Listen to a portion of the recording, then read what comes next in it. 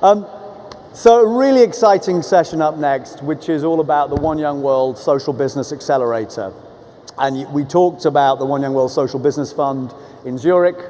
We announced the idea with Professor Mohammed Yunus on stage in Zurich.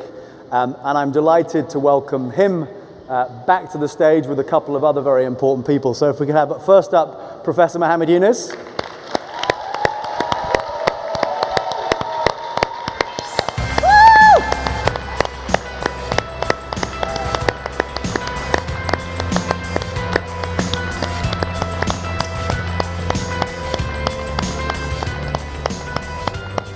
And I think an amazing speech Professor Yunus did. And what we're going to do in a minute is Professor Yunus will talk to you for a little bit, and then we'll open up the floor for 10 minutes with the questions.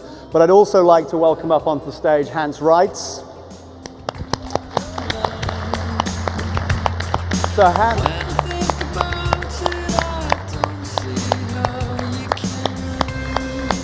Hans is another returning counselor to One Young World, did the most amazing session in Zurich last year where he energized the entire room. A huge ally and close worker with Professor Yunus, someone who's been an enormous driver of the social business fund, social business idea around the world, and a living legend in his own right. And thirdly, and last but not least, is the founder of Kiva. Absolutely delighted to welcome, and it's the world's first ever peer-to-peer micro-lending website. She's an active advisor and board member on a number of organizations championing microfinance, women's issues, tech and the arts. Please welcome Jessica from Kiva.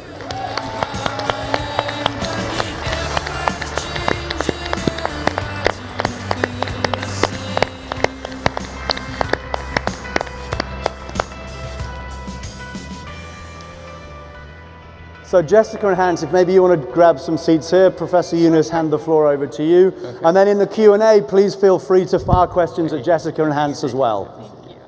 Thank you. Okay. Jessica, pick a seat, any seat. Can I just jump? Yeah. You want me to join in? Yeah, well, if you want to wander, you do whatever you want, Professor Yunus. I can stay here and like talk a little bit. Okay, hello everybody. Hi, hello. We had a lot of fun last night. Yep. And as I was saying, if you don't know something, it's good. Don't have to worry about it. You go right in and make it happen. And you can be very free in your mind and just try to achieve what you wanted to do and figure it out how to go around. And I can tell you, each one of you, and I'm saying it confidently, not just half-heartedly or casually, each one of you who are present here, each one of you can change the world individually, not collectively. So that power each one of you have. First thing I'm trying to say, become aware of that power, that you feel that you have the power. Because you don't feel the power, it will never be used.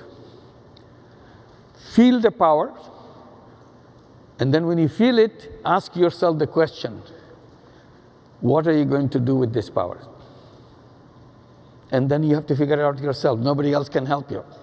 If you look at us, the previous generations, we are coming from another planet, a primitive planet. That won't be a good guidance for you because you are in a new planet completely. So there is a little disconnect from the old planet and the new planet. Be aware of that disconnect also. You don't have to take everything from the old planet. Be very selective what you want and feel free to reject. Because that's the only way you can create new things. Otherwise, you're stuck with the old things as it goes on. Many of the problems that you see around you and you see around the world are very simple problems. Can be solved in a very simple way. But old-fashioned thinking is you try to look at problems in a complicated way. The more complicated you make, more pleasure you get out of it. You become an expert. We don't have to be an expert because the problems are very simple problems. I feel this very strongly and I share with you. There are many people who are illiterate, cannot read, cannot write. Not just few thousand or few 100,000, few millions, it's billions of people. In this day and age, there is absolutely no reason whatsoever, absolutely no reason, why anybody should remain illiterate, cannot read, cannot write. Because technology makes it happen. It's a self-teaching completely. You don't even talk about teaching. It's not teaching. It's a fun thing. But you deprive people from that fun thing. Mobile phone, cell phone can be in the hand, but the guy, the woman, the old lady or old man or a young person, he doesn't know how to read and write. But he is expert in using this hand phone. Any little boy and little girl can learn how to play games. You don't need to send anybody to school how to play games. Have you ever done that? Sending somebody to go to school to learn how to play games on the internet or on the mobile phone or whatever gadget you have. It's a fun thing. They learn from the moment you give it to him, or a little kid gets glued to it. Why can't we come up with ideas how to make these people to learn without even feeling that learning anything? It's a fun thing to go from one stage to the next stage. You have that technology in your hand. If you can find out one simple way how to make it happen, you change the whole world. That software will be available, so it'll be downloaded any place, anywhere, and you can get it done. You make the start. You don't have to do the 100% of the job. Just make the start. And other things will start adding and adding and adding, and you'll learn whatever is done. So this is the challenge. Each one of you can design a social business. That's all creative idea. Social business doesn't have to be a mega business. It could be a very simple thing. Some of the social businesses can start with $200, $500. So when you talk about social business, you don't get thrown away, oh, that's a business people's thing. It's not business people thing. It's you and me things. You figure it out how to do that.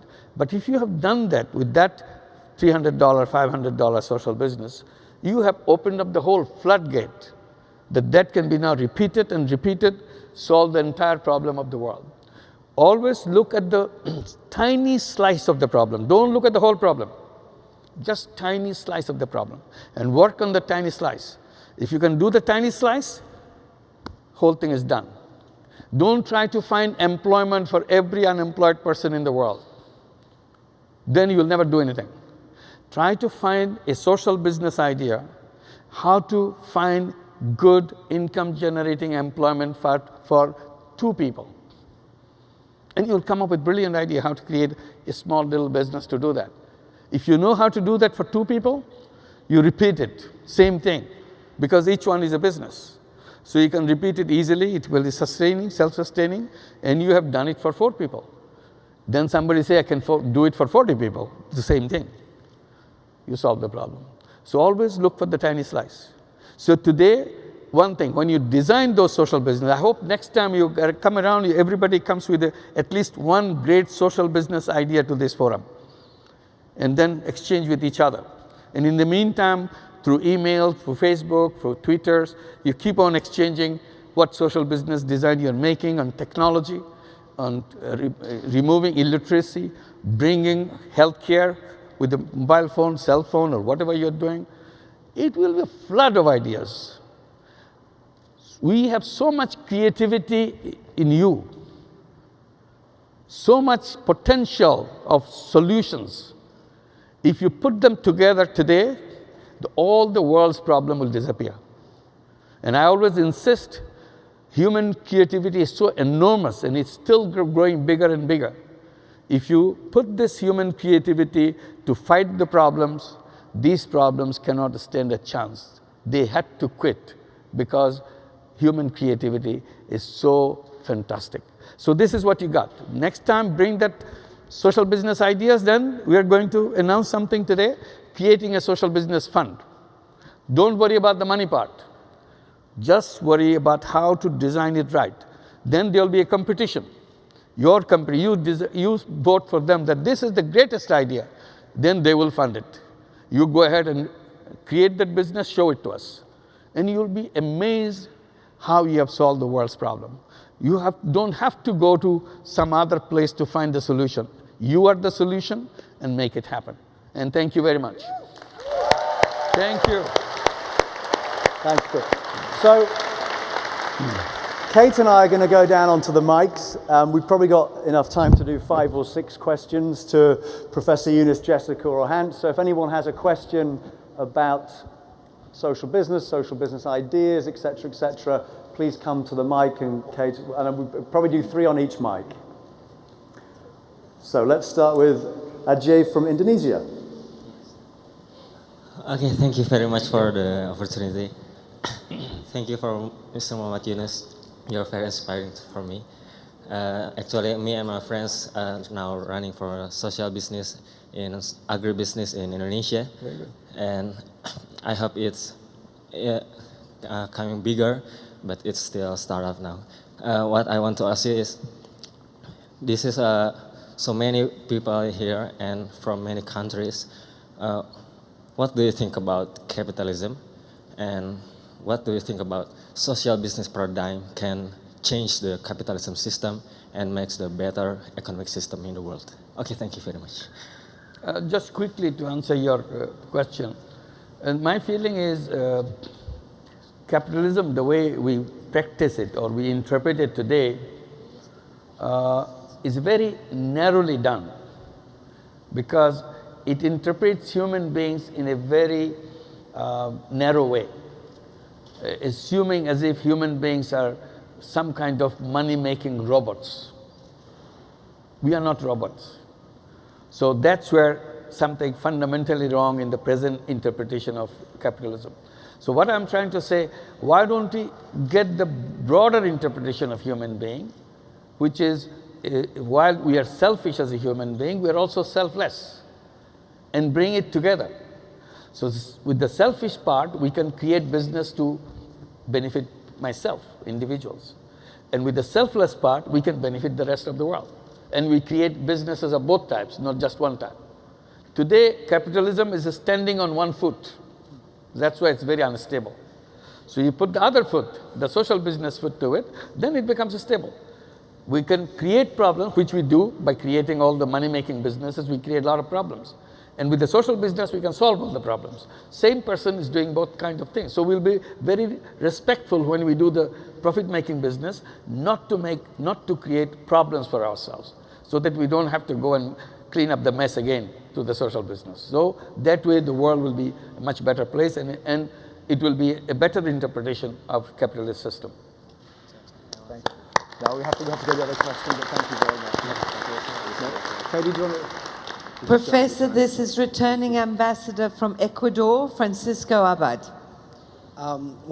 First of all, I wanted to thank you because before I even heard from you, I didn't even think I was going to go into business ever because of, I thought, capitalism, I don't like it. But I recently founded a non-for-profit corporation in Texas where I studied, and, I just graduated. But my question was, non-for-profits don't look for investors that will, get dividends like you mentioned yesterday. But for me, it's still very hard to grasp the concept of going to somebody and tell them, invest in my company and you'll never get anything out of it. So I wanted to see what would you think on how to talk to these people and convince them that our idea will change the world and they should pitch in for it to happen. Yeah, as I was mentioning a little while ago, first task that we are giving or asking you to do is to design the business like you have done. The rest of the problem, the finding money, should be on the other side. You don't have to worry about the money. We are creating social business funds. Now one of them will be created here today for the One Young World. And then fund would be coming to you for good ideas and so on. And then around the world, we are encouraging people to come with the social business fund. We have created social business fund in India. We have created in Haiti. We have created in the USA. We have created in Germany.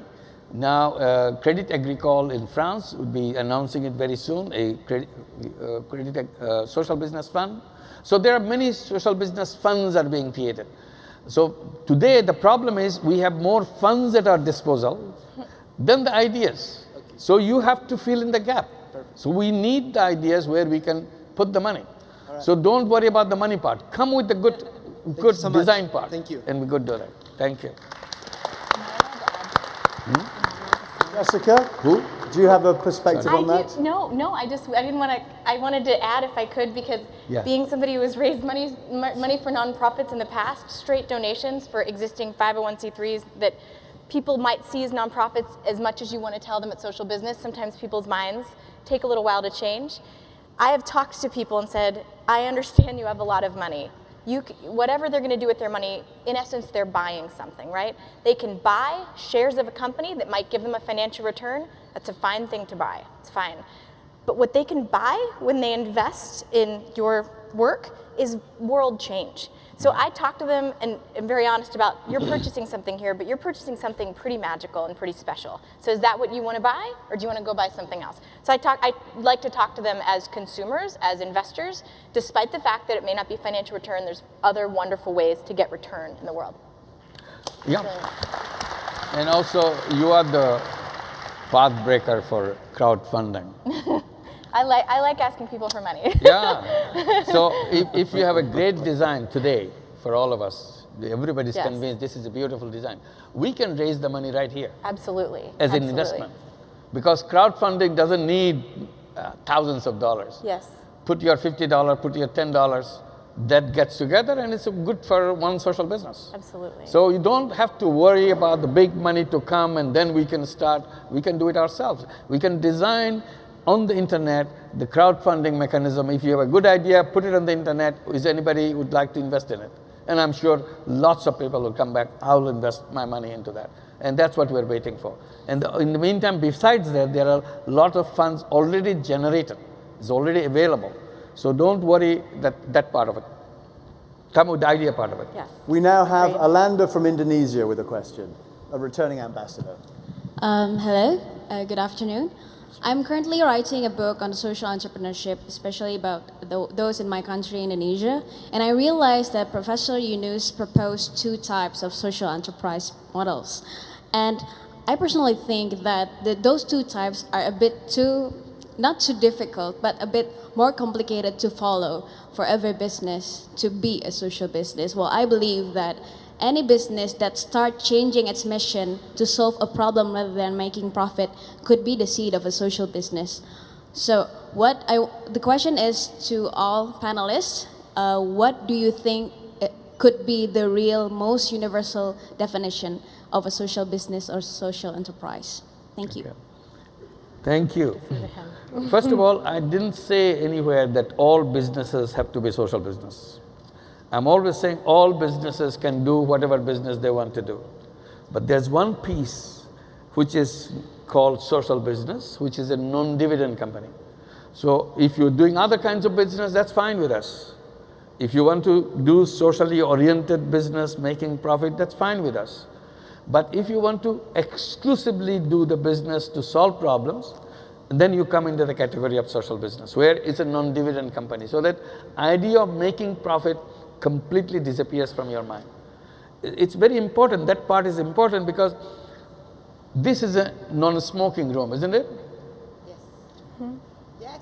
Can somebody say, can I take a small puff? Can't say that. What's wrong if somebody, one of you can take a small puff? Does it destroy everything? Why do we do that? Because when you have a non-smoking room, it has its own logic. The moment you allow one single puff, that logic is broken. And somebody says, well, okay, he wants a small, what's wrong with the two puffs? What's wrong with one cigarette? You go into another trajectory. So that's why it's good to clean it up, say it's a non-smoking, and everybody understands, forget about smoking. And that's the logic that social business brings. There is no case of taking any dividend whatsoever. Then your mind is very free. You go into it, you don't go into other controversies. That's why we insist on that. And social business definition is universal, it's not local definition. That's why we have defined social business as a non-dividend business to solve human problems. Thank you. Professor New Delegate Barker Mosai from Mauritius. Thank you for that really amazing intervention, Professor Yunus. You're amazing. I have a couple of questions for you. Basically, we young people here have crazy ideas, and I do think our generation will be the one who really gives weight to the idea of social business. However, we do encounter this sort of brick wall with the elder generation, especially in terms of funding, because they think that we are too risky to invest in. So my first question to you would be, what sort of narrative can we engage in to convince people from the elder generation to provide us with not only the funds, but also the time and perhaps the mentorship to ensure that our social businesses prosper and do not fail? And the second question is... Let's stay with the first one, then we'll come back. We can only do one because Roy has to ask his question. So. Yeah, okay, that's all right. This is very important for me. Thank you very much. My answer is, who cares for the old generation thing? We just go our own way. You don't have to wait for their opinion and their guidance and so on. That's what all the time I'm saying, that you are free. You can make your own judgment and go right ahead. Just because they are older doesn't mean that they have better things to tell you. And in our kind of culture, we always think older you are, wiser you are. That is now changed. Younger you are, wiser you are. Yeah. And that's the world you have to grow. So don't worry, don't look back, don't look back. And don't have to go to them to find the money. It's not I go to my dad, give me some money, I have to do some shopping. Those days are over. Young people can generate enough money. Look at her. Is she an old person? That's Kiva. Did that. So this is how it is done. So don't worry about that way, that the money will come if you have the idea. If you can solve a slice of that problem, the whole world will come to your feet because nobody else has solved the problem. You have done it. So it's not the age people will be looking at. It will be the result that we're looking at and say, my God, she has done that. We have to go and chase her to persuade her to do it a little more. Here is my money, take it. That's what they will say. So concentrate on the idea. That's your power. Idea is the power. Creativity is the power. Technology is the power. That's what you got. Jack Dorsey from Twitter's backstage. He did quite well at getting money young, so great answer. And one final question, Roy from South Africa. My question is regarding how can we make it as easy as possible for entrepreneurs to succeed, because we've been speaking about the huge unemployment rates and various problems. So that means entrepreneurs need to succeed in addressing those problems. And I have to be honest, I mean, I just started a business called Rise Africa Rise, and I have to admit that I'm struggling a lot. And sometimes I think to myself, well, it's easier to give up than to continue. And Don't give up. I'm sure many other people are in the same boat, and if you look at the stats, it's 9 out of 10 businesses that fail in the startup phase. So the question is to all of you, how can we make it easier for entrepreneurs or social entrepreneurs to succeed? Think very small, that's the trick. So small, even if it fails, it doesn't bother you. It's such a tiny little money involved. But when you fail, don't think you have failed forever. It's a first chance, first round is a failure. And you go back, improve it again. It's a small amount of money. So out of many that everybody will bring, some of them will fail, of course. That's what the business is all about. That's what the beauty of it. If it doesn't designed right, it will fail. So blame yourself. I didn't design it right. Don't say something government didn't do it, something somebody else didn't do it. That's not a good explanation. When the business fails, always blame yourself, the person who designed the business. You didn't do it right. And go back to the drawing board, do it right, do it again. And try it as small as possible. That's why I gave the example of create a business to find employment, create employment for 2 people.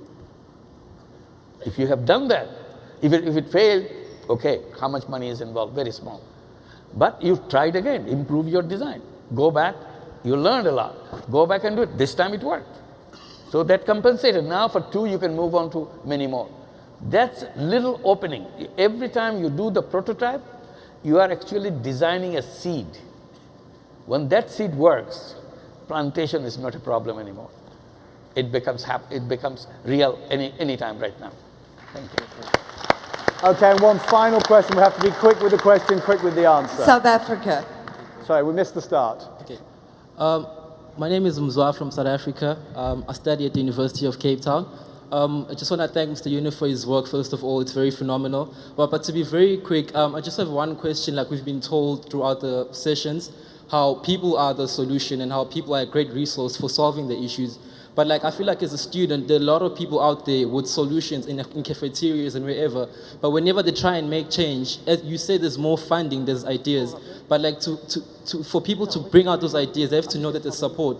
And for me, in my opinion, well, maybe it's because of my country, people don't have the sort of funding and support. And I think that a healthy nation is good, but like people don't believe in that. So we need more corporates to come in and play. So I just think, in my personal opinion, in Africa, there isn't much funding than the idea. There's more ideas than funding. 30 Thank seconds.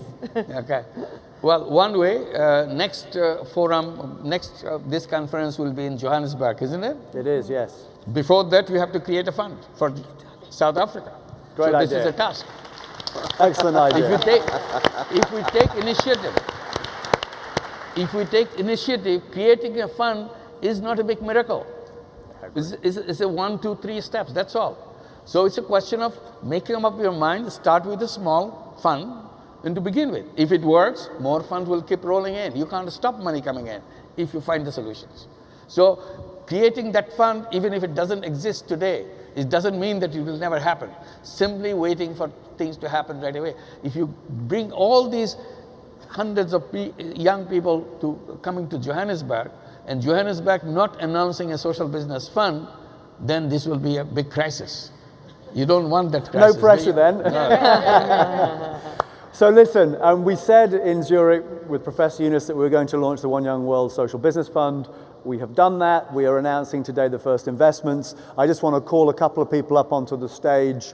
The first 2 people who've been absolutely instrumental in doing all of the hard work behind the scenes to make what we're going to talk about today happen, and that's Andrew Knox and Louise Jack. If you can give them a huge round of applause.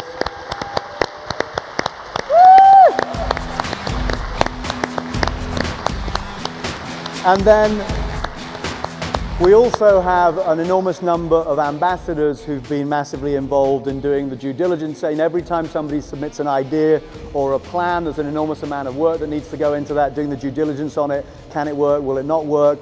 And so if they can come up and sit down, we have Greg Kyle Langley, Ray Farnan, Ollie Thomas, Daniel Scott, Anna Chilton, and John Mitchell, who's also been instrumental in making this happen. So if you guys can just grab some seats on the stage. David, just pass me through. One side coming up. Look, we're going to get the award. Just a quick announcement to make everybody really, really cheerful. She's stable, but she's out of her coma, Malala. Hey, excellent.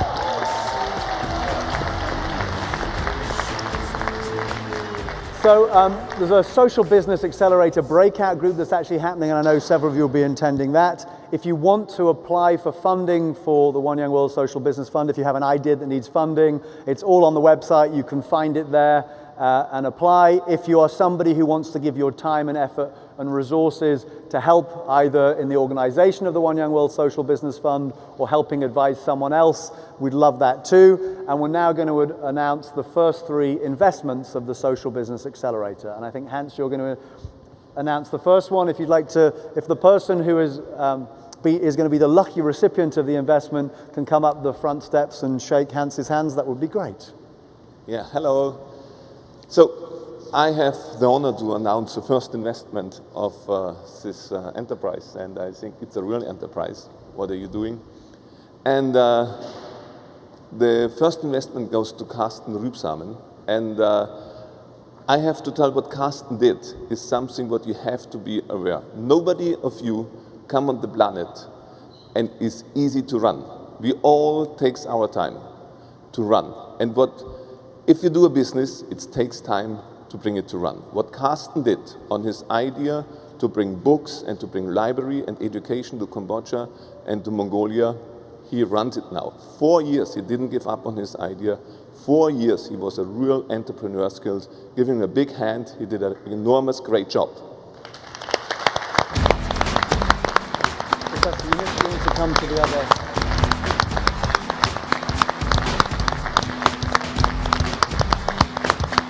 They'd love to shake your hand as well.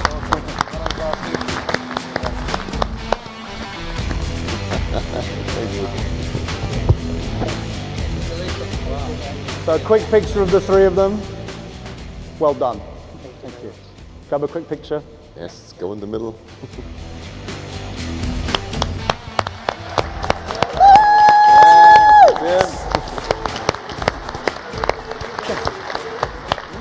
Thank you. Already the investment is made. Okay, so the second investment, Jessica. So the second investment is in Village Boom. Thomas Ricca, are you here? No?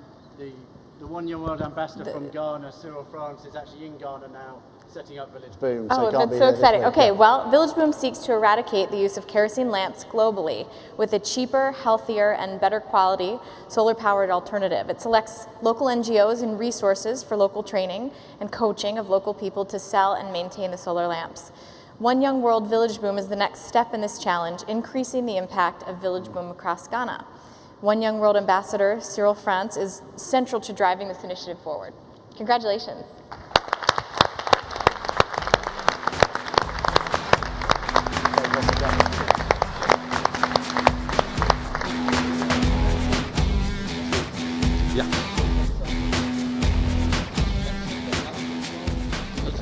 Andrew, why don't you mention the amount involved? The amount. In each of these cases, the investment that we're making in each of these social enterprises is about 20,000 euros. And what we're also doing is adding skills from a One Young World Ambassador to work with the project or to assist and advise in the project. In some cases, it's 2 or 3 ambassadors. In Cyril's case, they've actually moved to the north of Ghana to run with the project. The third social enterprise that's receiving investment from the One Young World Social Business Accelerator is a social enterprise out of Singapore called SORT, and the recipient is Pam Yo, who's here. SORT takes decommissioned landmine pieces in Cambodia and creates beautiful jewelry from it. And in doing so, it provides employment in Cambodia. It also is environmentally friendly, as is taking pieces out of the world. Pam makes the jewelry, sells it currently in Singapore, and has plans to expand to other countries, and I hope some of you will be able to help with that process. So congratulations. Congratulations.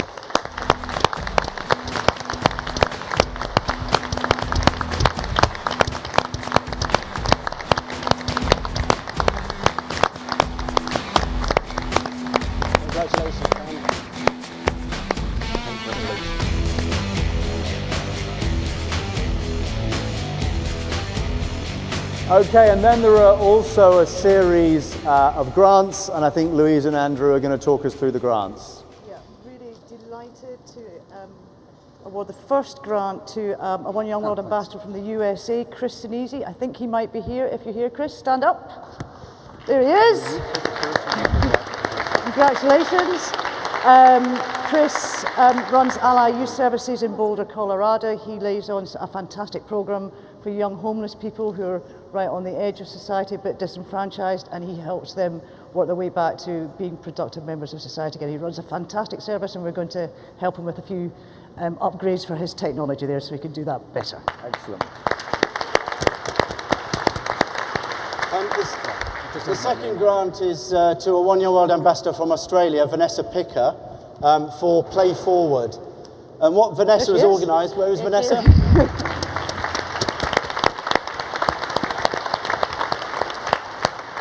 So Play Forward combines sport and skills coaching in Australia, focusing on the Aboriginal community, and provides great coaching and empowerment to young people who have been marginalised.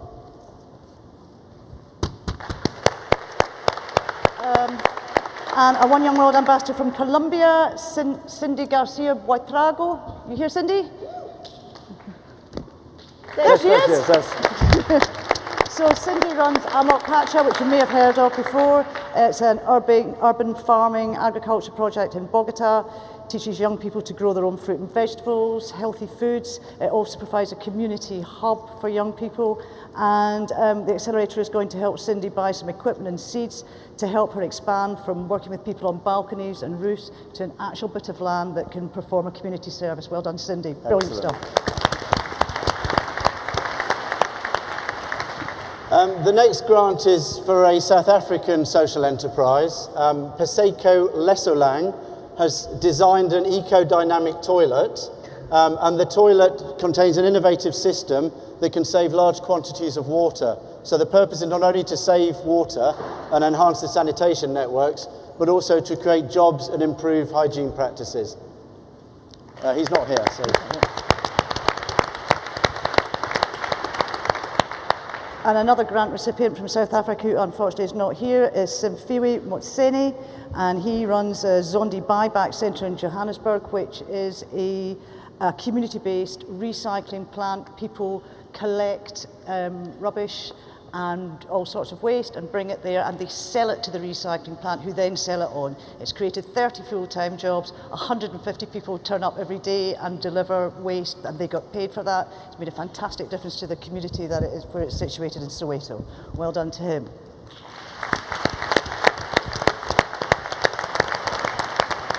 And finally, I know that a lot of you think that Professor Yunus is a magician. Well, he's just created some magic today, because a young man stood up and said that sometimes it's very difficult, he's thinking of giving up. But I can see here that the next recipient of a grant is Roy Morrison. Who is that gentleman?